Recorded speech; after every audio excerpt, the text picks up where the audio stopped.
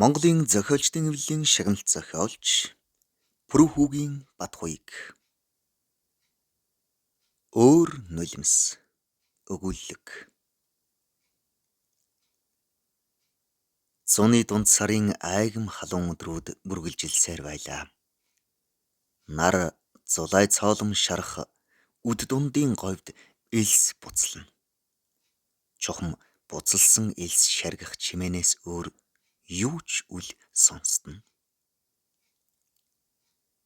Зэрэглээ урсан ойртож, ууршин холдох нь байгалийн сонин үзэгдэл гэхээсээ хүний сэтгэл хуурмгийг сануулах гэсэн хөдөлгөөн гэлтэй. Энэ бүгчим халуун байдал, энэ хуурмаг хөдөлгөөн, энэ ажин түжин байгаль цөм цаанаасаа зориуд бүтээгдсэн болохыг хүмүүн төрлөختөн мэддэг гэдэгт бурхад эргэлздэг билээ. Харин бурхтын эргэлзээг тайлах гэсэн мэт явдал олон жилийн өмнө Алтайн цаадах говийн их элсэн дунд алаглан харагдах 3 ирээн майхан тэр майхны нэгэнд ганцаараа 2 хонсон 9 настай хүүд тохиолдсон гэдэг. Эр хүмүүс хизээний хатуу сэтгэлтэй нулимс холтой төрдөг нь тэдний эм төрөлтнөөс ялгарах онцлог гэж үздэг хүмүүс энэ амьдралд цөөнгүй байдаг. Тиймээс хамаглах хатуу хүтүү нүгэл хилэнцтэй ажлыг тэд өөрсдийн болгож өмчилдөг. Мал муулах, тарвга зурм эргүүлэх, архи дарс хүртэх зэргээр эрчүүдийн өмчилсөн нилээдгүй ажлыг дурдж болно. Хамгийн сонирхолтой нь эрчүүл ийм их нүгэл үлддэгэ мэдэхгүй. Энэ хүүхнүүд яагаад биднээс өндөр насалдаг юм гэж бурхтад гомдол мэдүүлдэг сурагтай. Хүүхнүүд болсон хойно хизээний сурсан зангаа яаж тавих вүлээ? Нүд амаа эргэлдүүлж, ар хойгуур гүйж угаад аль хөнгөн шингэн ажлыг өөрсдийн болгосон биз? За тэр ертөнцид оногдсон ажил төрлийн хүнд хөнгөний тухай яриагаа түр орхиод эзгүй говьд ганцаар орхигдсон хүүгийн тухай өгүүлэх. Ганцаар орхигдсон ч гэжтэй. Аав нь худаг усны хээрийн ангийн даргаар ажиллах болж зуны амралт таарсан тул хүүгээ дагуулan гарсан нь энэ. Төв орж хоол хүнс цуглуулахаар хамт ажилд 3 залуугаан дагуулж 2 хоногийн өмнө өглөө эртээ гарчээ. Тэр өдрийнхөө орой амжиж ирнэ гэсэн боловч ирсэнгүй. Эхний шөнө айсандаа дуг хийлгүй хонсон хүү өдөржин майхны сүудэрт зүүрмэглэн хүлээсэн боловч мөн л ирсэнгүй. Ойр хавьд айл амтангүй эзгүй говьд гав ганцааранг нь үлдээгээд явсан аавда бяцхан гомдох авч хэлсэн хугацаанд ирэхгүй байгаад нь санаа зовнох зэрэг хослон байлаа. 2 дахь өдрийн шөнө аргагүй нойрондоо дарагдаад нам унтж орхижээ. Шөнө унтахынхаа өмнө өглөөс ирэхэд аав ах нар ирчихсэн байгаасаа гэж эмээгийнхээ бурханд залбирсан боловч мөн л ганцаархнаа байж байв. Хаа газар айлын том хүүхдүүд тэр тусмаа банд нар аавын нилээд итгэлт хүмүүс байдаг үлээ. Хаа явсан газараа хань түшиг хийж аав нар хүүгээ дагуулж явах дуртай. Тийм нэг учир холбогдлоор хүү аавыгаа дагаж говийн илгэнд хэд хоног угна их хөөр хөгжилтэй ах зах хүмүүсийн алиа марзанг чагнаж шөнө орой лааны гэрэлд элдвээ юм бурхыг сонсож хэвтэх түүнд даанч сайхан байжээ. Тэдгээр нар салхинд борлсон хүдрээрчүүдийн хийх ажлын хүнд хүчрээс ч болдог юм уу? Идж уух нь их болохоор дорхноол хоол хүнсээр дутагдж ойр ойрхон хэд хэдүүлээ төв орохоор явах бүлгөө. Харин энэ удаад худаг усны ангийнхан бүгдээрээ ойролцоох сум орж ус цасанд орохоор болж 2 майхан хамгал чухал бүхнээ хүүд найдан мануулсан билээ. Гэвч ажиг сураггүй 2 өдөр алга болчихжээ. Унаа тэрэг нэвдэрсэн, элс манхан цуулсан, зам төөрч бодилсан аль нь болохыг мэдэхгүй.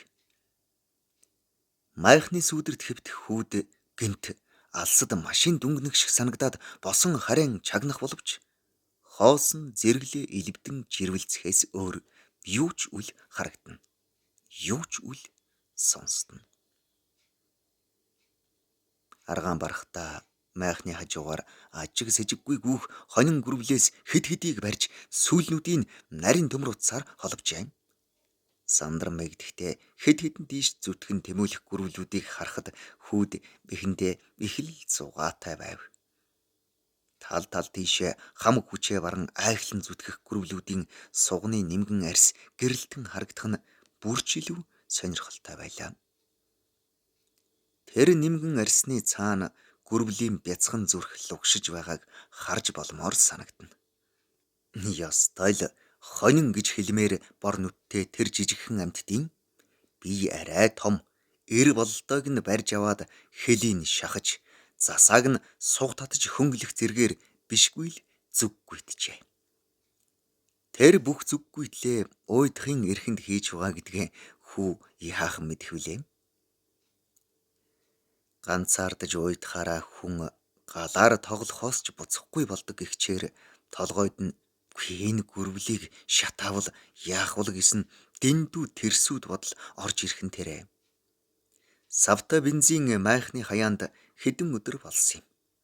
Хар хурдаараа гүйж очоод савны тагийг онгойлгоход бензиний таатай чим шиг үнэр сэнхийв. Савта чигээр нь өргөж дийлэхгүй тул хоолны төмөр савнда литр шахуу бензин хийж авав. Говийн халуун наранд айхлан уухлан тал тал тийшээ зүтгэсээр аргагүй ядарч ямар ч хөдөлгөөнгүй болсон хэдэн гүрвлийн дээрээс бензинээ асгаж орхилоо. Өвөр төрийгээ ухаж шүдэнц хайсан боловч олдсонгүй. Майхны зүг халуунд түүртэлгүй хар хурдаар гүйж хүрлээ. Аавынхаа орны хөлөөс хайрцаг шүдэнц олж аваад мөн л хар хурдаараа өнөө хэдэн гүрвлүүд дээр хурж очлоо. Ганцхан зурс хийгээд шүдэнц аслаа. Нүдэ анжуугаад галтай шүдэнцээ шидэж орхив. Нүдэ алгуурхан нээгээд хартал бөөн гал арвалзан хөдлөх нь тэр хүүд хачин зугаатай санагдав. Оволзон асч буй гал дотор гүрвлүүдийн ам тэмцэн тал тал тийшээ зүтгэхэд хооронд нь холбосон нарийн төмөр утас улайдан шарсан махны хярвслаг үнэр гарч эхэллээ. Гэтэл арьс нь хуухлагдж шатаад сүүлгүй болсон нэг гүрвэл нуруунд дээрээ бөөн гал улалзуулан бусдаасаа тасарч гал дотроос үсрэн гарч ирээд элсэн дээр нэг хөрвөөгөөд галаа унтраангаа гүйн отхон тэрэ. Ямар овчин, ямар зэвүүн, ямар овоо гүрвэл вэ гэх зэргээр бахархах зэвүүцэх хослон үгэлсээр хүү араас нь хариалгаж гарлаа.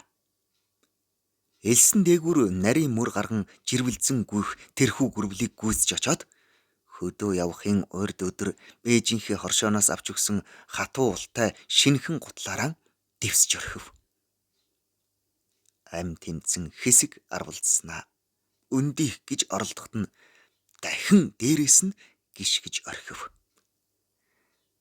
Энэ удаа хөөрхий гүрвлийн ам тасрав бололтой хөдөлгөөнгүй болжээ.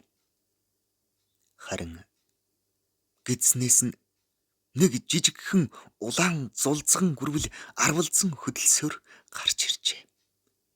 Дараагаар нь бас нэг ижилхэн улаан амтэн гулсан гарч ирлээ.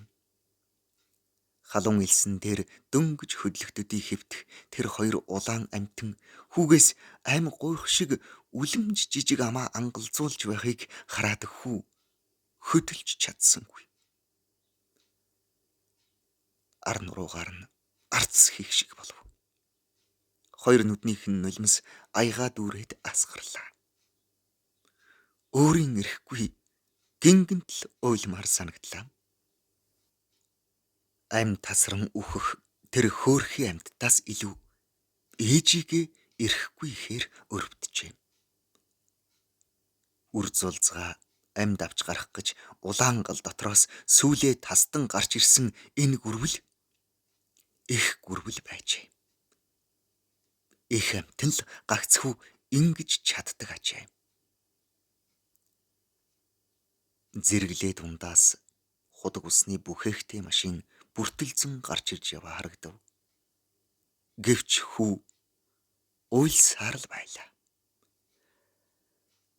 Нааша гарах үед ээж нь бие тулгар том гэзтэй үлдсэн бодогдов. Элсэн дунд эвхрэн хэвтэх гүрвэл ээжээс нь ялгаагүй санагдав. Ээжээ! Ээжээ! Хэмээн хамаг байдгаараа ориллоо. Төв дээр суугаа ээж нь хүүгийнхээ уйлан дуудахыг сонссон гэдэг.